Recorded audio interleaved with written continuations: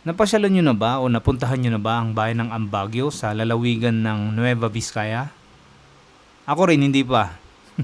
Kaya samahan nyo ako, tara puntahan natin, pasyalan natin ang bayan ng Ambaggio. Pero bago yan, saan nga ba nanggaling ang salitang Ambaggio? It sounds like Baguio. Well, ayon kay Wikipedia, ang salitang Ambaggio ay nanggaling sa salitang Baguio na ang ibig sabihin ay moss o lumot na madalas nakikita sa mga punong kahoy at mga bato sa lugar na yan. Ang mga nakatira naman doon, ang tawag sa kanila ay Iambaggio, nang ibig sabihin ay Conqueror of Moss. Marami daw pinagdaanan ito na pagbabago sa pangalan, pero ang final na pangalan dito ay Ambaggio. Yan po yung short story kung bakit Ambaggio ang lugar na to. Tara, samahan nyo ako at pasyalan natin ang bayan ng Ambaggio sa lalawigan ng Nueva Vizcaya. Maraming malakas-lakas ang ulan dito.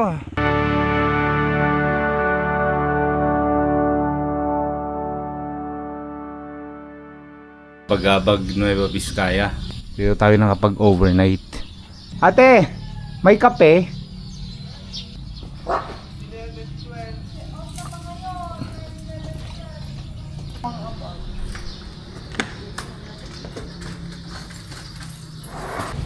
Yan, itong pinaka-restaurant nila nasa gitna ng ng palaisdaan.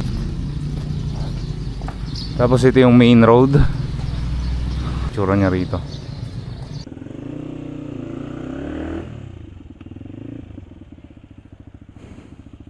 Hindi full blown si Haring Araw, pero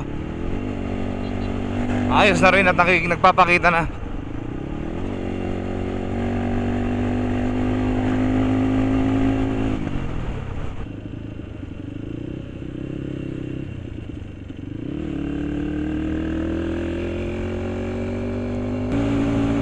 Okay, dito na tayo sa bypass road ng Solano.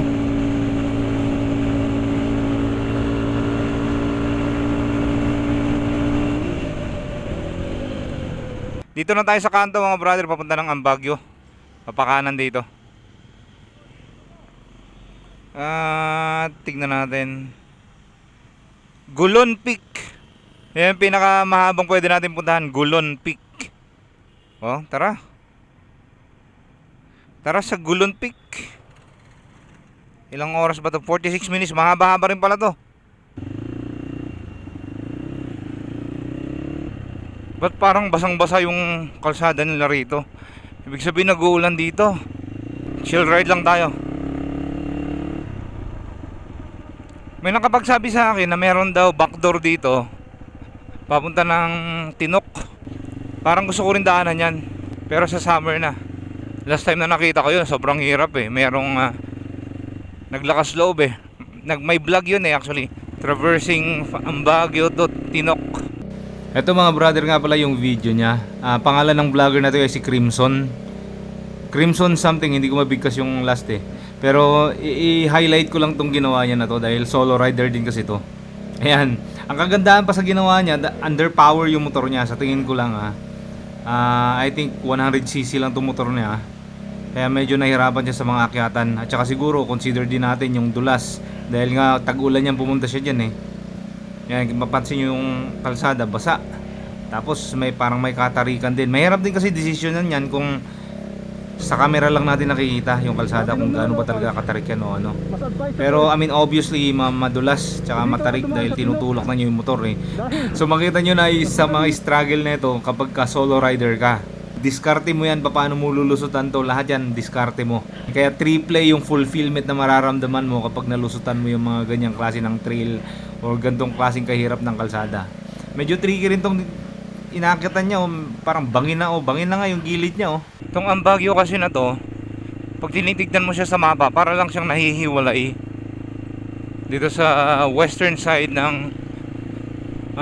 Maharlika Highway, no? Tapos pag tinitignan mo yung mapa, parang wala na mga ibang mga connecting na mga ruta na pupunta sa kabilang mga bayan. Ibig sabihin, ito lang yung rutang nakikita mo. So kung isipin mo, kung ito lang yung ruta, ibig sabihin, ito rin yung dadaanan mo pagbalik mo. Galing ka dun. Pero siyempre may mga barangay roads yan na pwede natin gamitin na para kumonekta sa kabilang mga bayan. Yung tanong, Saan nang galing yung pangalang Ambagyo? Kasi parang ang dating Bagyo di ba? Camp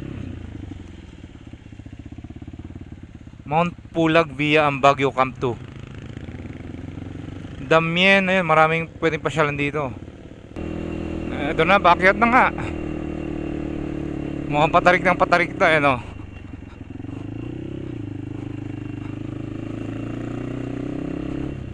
First time kong pumunta dito sa bayan na to. Kasi nga hindi naman natin nadadaanan to sa Maharlika Highway. Papahiwalay siya. So paano na to mismo ng bundok no?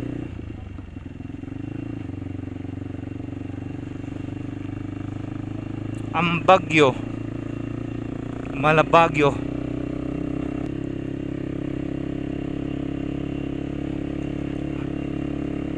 Ito isa rin sa mga nasalanta ng bagyo to. Pero mo matitibay yung mga punong kahoy niya. Ibig sabihin malilim tong lugar na to, no? Itong daan na to kapag hindi na salanta ng bagyo. Malilim siya kasi napakadaming punong kahoy dito sa gilid.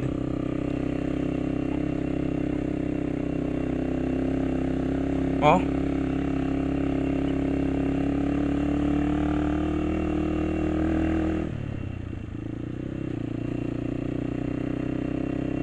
Ang ganda rin pala ng kalsada dito. Maganda to sa mga sa mga nagbabike, mountain bike, gustong i-challenge sa kanilang mga sarili sa uphill. Uy, ang taas na natin. Overlooking na. Wow, wow. Wow, wow, we.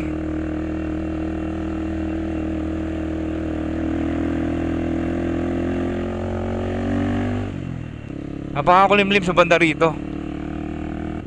Maaga pa to mga brother, 8:50 pa lang ng umaga. Alas 8:50.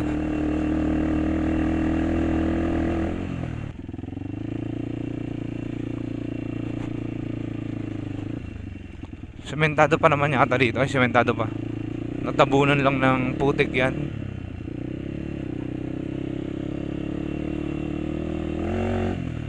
Oh my God. Oh my God.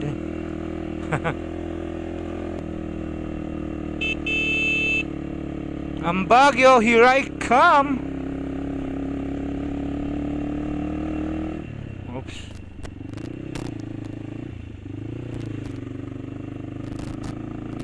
Oh my goodness. Oh my gulay. Itong gilid natin, bandang kanan ay puro fog na yan. So yung mga kapehan na nakita natin doon kanina, yung baga parang bungad.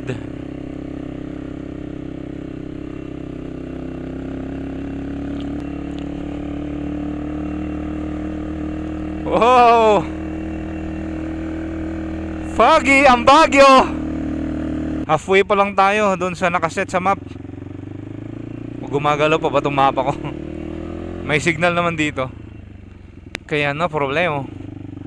Yan nga lang ay mapurik. Mapurik.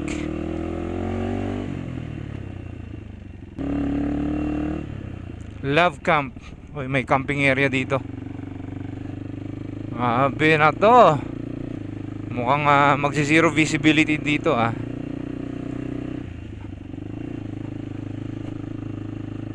Marami pa tayong nakakasalubong. Ibig sabihin marami mga barangay pa dito sa taas. Ito na. Wala na tayong makita rito. Tara, suungin natin tong fog. We are riding through it.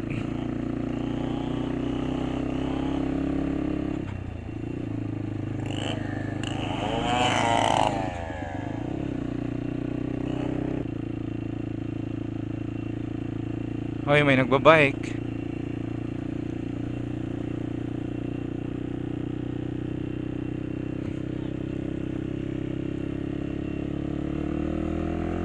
Magandang ang i-bike to. Kasi overlooking. Tapos hindi naman sobrang lala yung mga akyatan dyan. Gradual lang din. Hindi pala na yan, no? Ito medyo malamig-lamig na. Ito, pababa na tayo. Saan na to?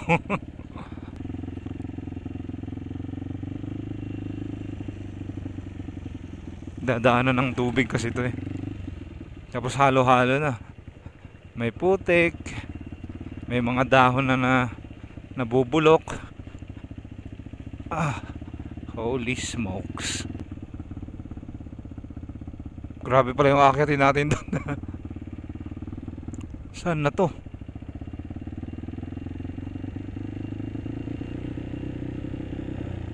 Wala nang signal ang cellphone dito. So nakakaberon na yung bilis mag-drive, ano? Ay, rough. Ano to? Sharp turn. Oh shit. Malagkit. Meron tayong makasalubong. Super sharp curve yan. Dalawa magkasunod.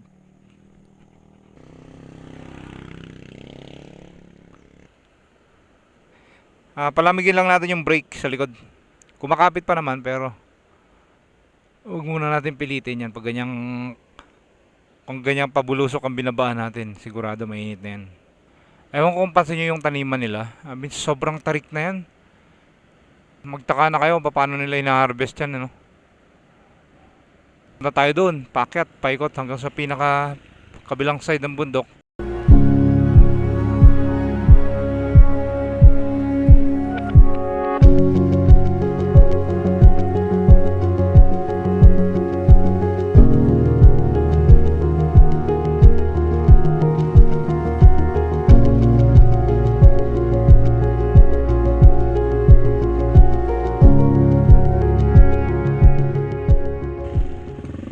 Shoutout nga pala kay Kuya. May kasabay tayo. Hindi siya taga rito pero nag-aangkat siya ng pang business. From Solano. Business niya yung nganga. Alam nyo guys yung nganga, yung inuunguyan ng mga taga rito.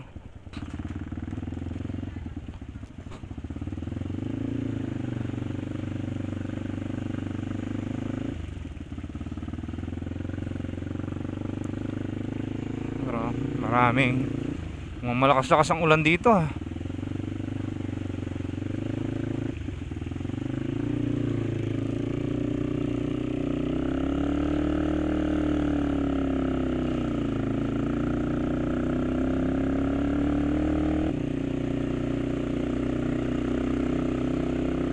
Kita nyo, napakadami kami nakakasalubong, nakakasabay. Busy rin tong kalsada na to. Palibhasa, ito lang kasi yung pinaka main road na pababa, papunta dun sa Bayumbong, Solano, ayan. Kaya marami tayong nakakasalubong.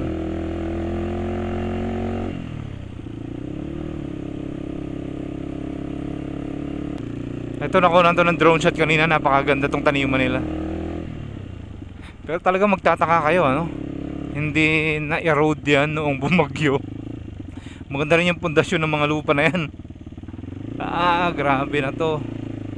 Pati itong si Kuya, sanay na rin dito. Ano ba tanim ng mga to? Kamote yata. Tama, kamote nga. Tanim nila rito.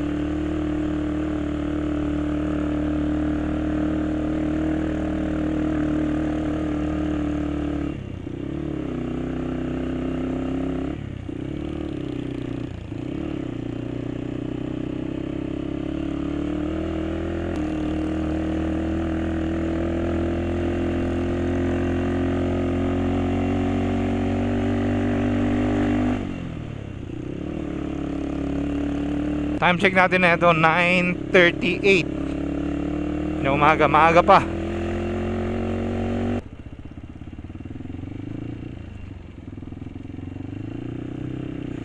Ito na yata yung poblasyon. Oo nga, ito na yun mga brother. May mga gasoline station niya rito.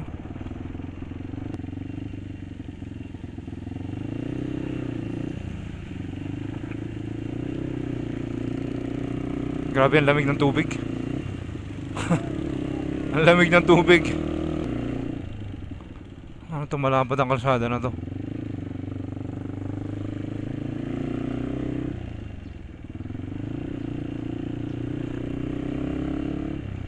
Ang Baguio Senior Citizens Daycare Center.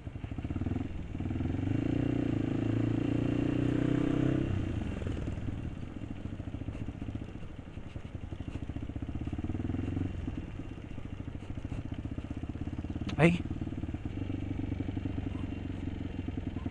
Kabilang side na to ng bundok na inakyat natin. Hindi ko na-expect na ganito yung Baguio sa totoo lang. Kasi ang buong akala ko sa Baguio ay doon mismo yung pinaka-sentro nyo, doon sa unang inakyatan natin.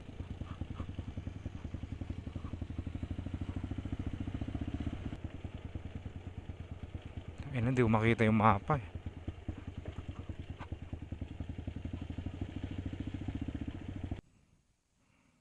Ay, sobrang sulok na itong pinupunta natin.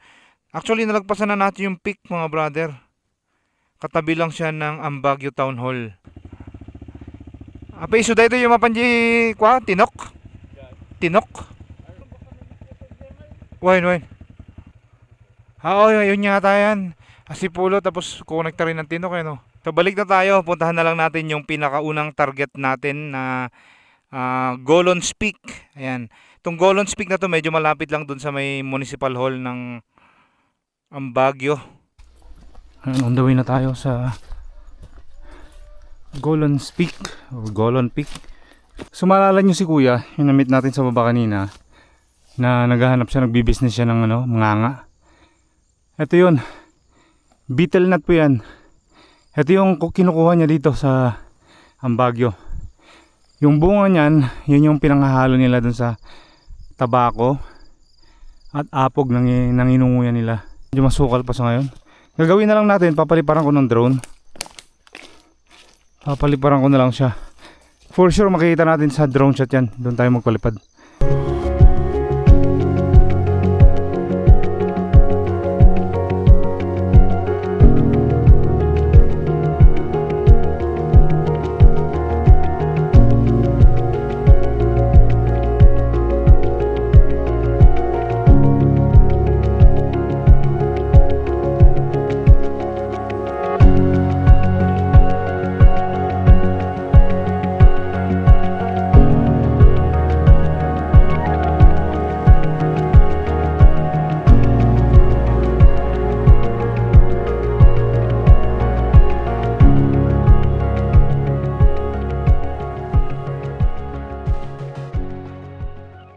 Alright guys, pababa na tayo. Balik na tayo sa may Bayumbong.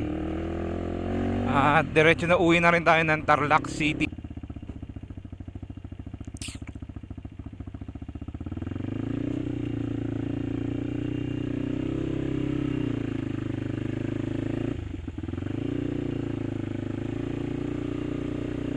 Bago tayo umuwi, maglaro muna tayo dito. Ikatin natin tong dalawang hills dito sa may Aritaw. Tree farm. Yeah boy.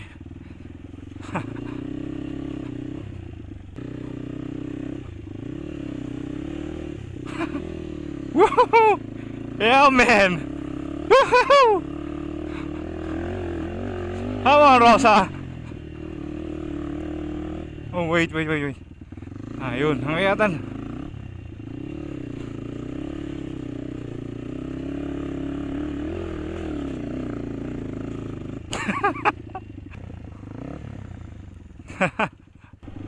(4 PM) So dadaan tayo dito sa may Maliko pag uwi. Mga tinatayo rin dito, laking building na ito. Perfect timing. Ay, may lodge na rin. Ayos.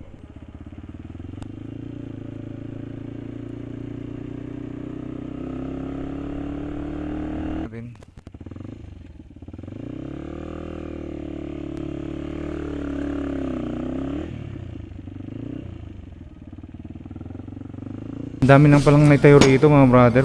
Ay, matagal na panahon na akong hindi nakadaan dito. Barako tayo masarap.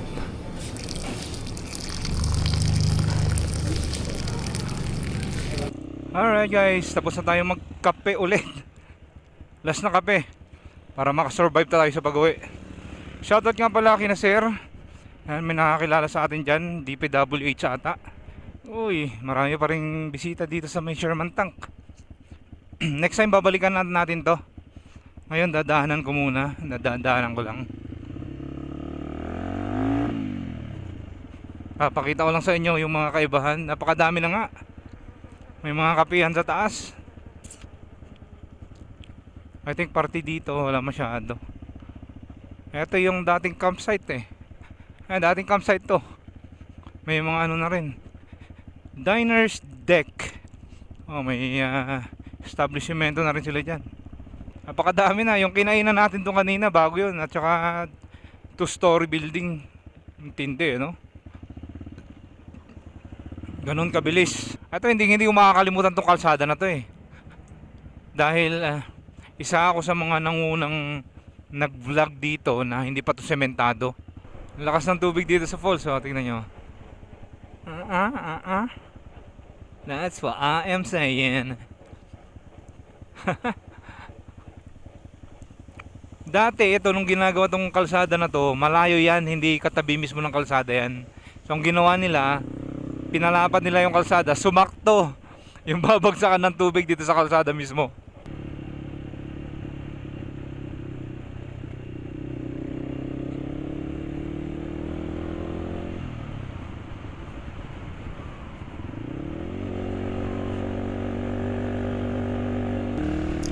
At finally, pang 10 araw na natin to dito sa kalsada, no? Dahil na-stranded tayo ng 6 na araw.